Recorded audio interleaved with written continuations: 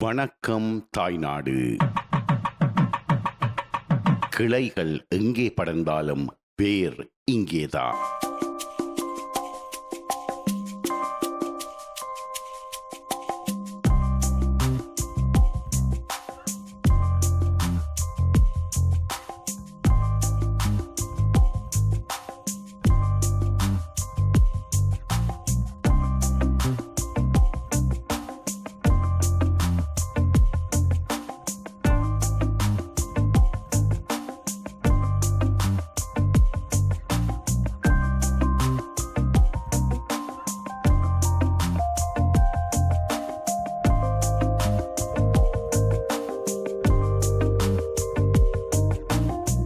சந்திக்கிறோம் நேர்களே, இது வணக்கம் தாய்நாடு. இன்றைய நிகழ்ச்சியின் இந்த பகுதியிலே நாங்கள் ஒரு கிருஷ்ணருடைய அருளை பெற்றுத் தருவதற்காக உங்களை அழைத்து கொண்டு செல்ல போன்றோம். இது கோப்பாய் மத்தியிலே அமைந்திருக்கின்றது. இந்த ஆலயம் இதுதான் ஸ்ரீ சக்கர ஆழ்வார் ஆலயம் என்று அழைக்கப்படுகின்றது. இந்த கோப்பாய் மத்தியிலே பழமை வாய்ந்த ஆலயமாக இந்த ஆழ்வார் ஆலயம் விளங்குகின்றது.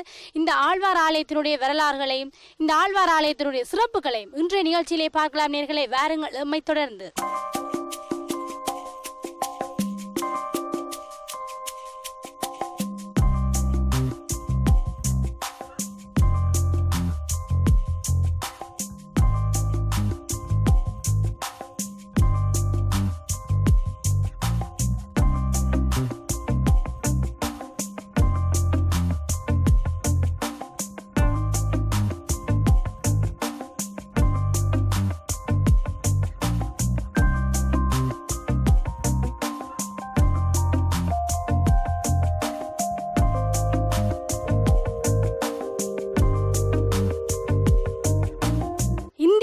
நேபாளத்திலே மாயாதேவிக்கும் சுத்தோதனருக்கும் மகனாக பிறந்தார் சித்தார்த்தர்.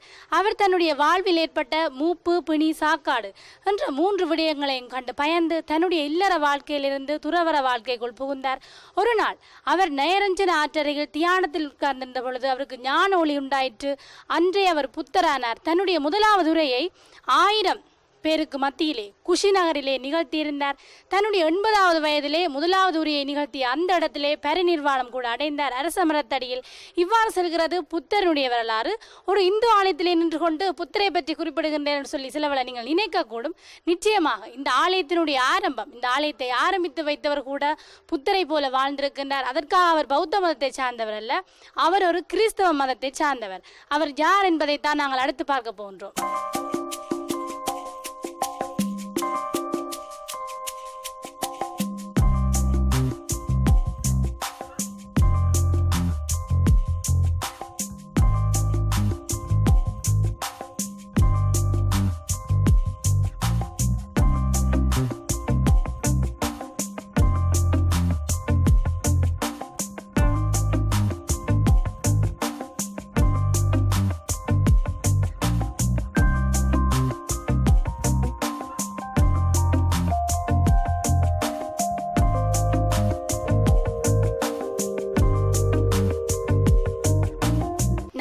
குறிப்பிட்டிருந்தேன், ஒரு கிறிஸ்தவ மதத்தை சார்ந்தவர் தான் இந்த ஆலயத்தை ஆரம்பித்து வைத்தவராக கருதப்படுகின்றார்.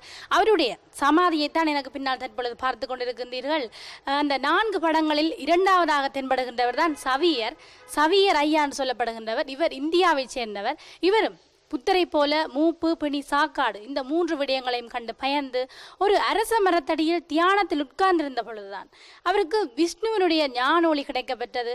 அன்றே அவர் இந்த இடத்திற்கு வருகை தந்தார். இந்த ஆலயத்திற்கு பின்புறமாக வந்து ஒரு அரச மரம் காணப்படுகின்றது.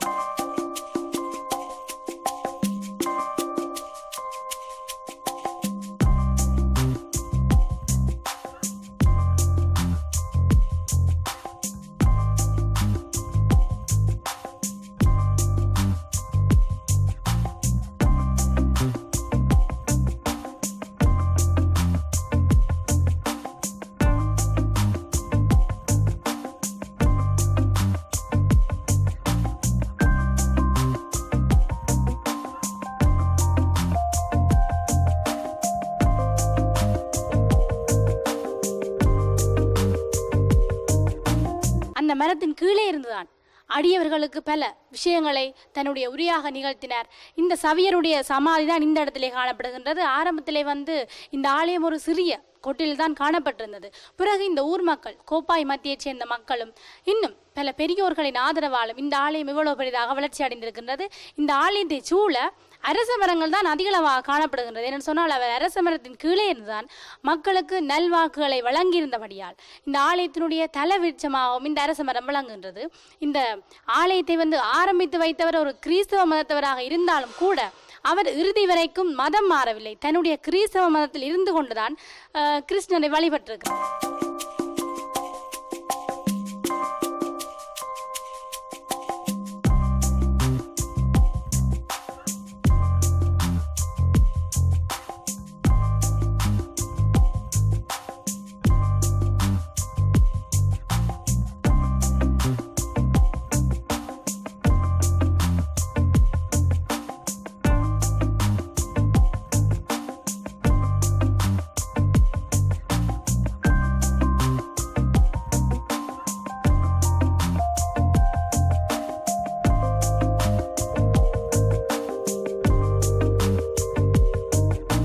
தென்னிந்தியாவிலிருந்து கோப்பாய் வடக்கிற்கு வந்த சவியர் இந்த அரச மரத்தின் கீழே இருந்தான் மக்களுக்கு நல்வாக்குகளை வழங்குவார்.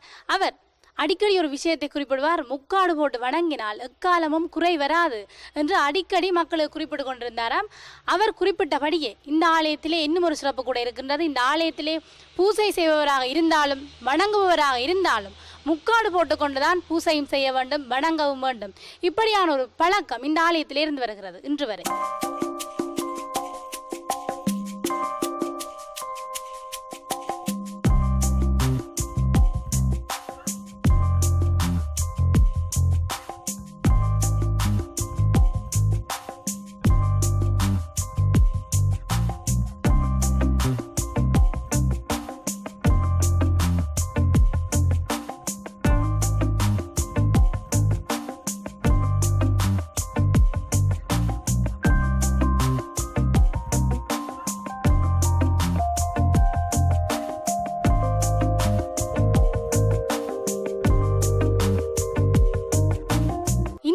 சார்ந்தவர்கள் தங்களுடைய மதத்தின் அடையாளமாக நெற்றியிலே திருநீர் அணிவார்கள். வைணவ மதத்தை சார்ந்தவர்கள் தங்களுடைய மதத்தின் அடையாளமாக நெற்றியிலே நாமம் இடுவார்கள்.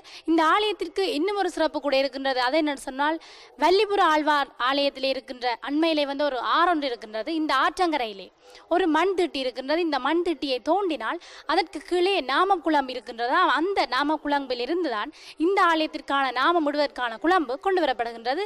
இப்படியான சிறப்பு வாய்ந்த ஆலயமாக இந்த ஸ்ரீ சக்கர ஆழ்வார் ஆலயம் விளங்குகின்றது.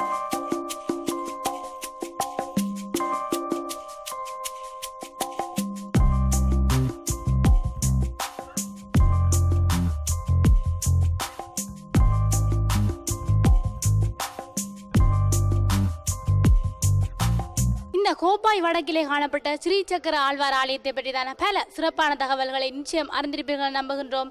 மீண்டும் இன்னும் ஒரு தாய்நாடு நிகழ்ச்சியிலே நேர்களை சந்திக்கலாம். ஒளிப்பதிவாளர் மதுஷனுடன் ஷர்மி. வணக்கம் நேர்களே.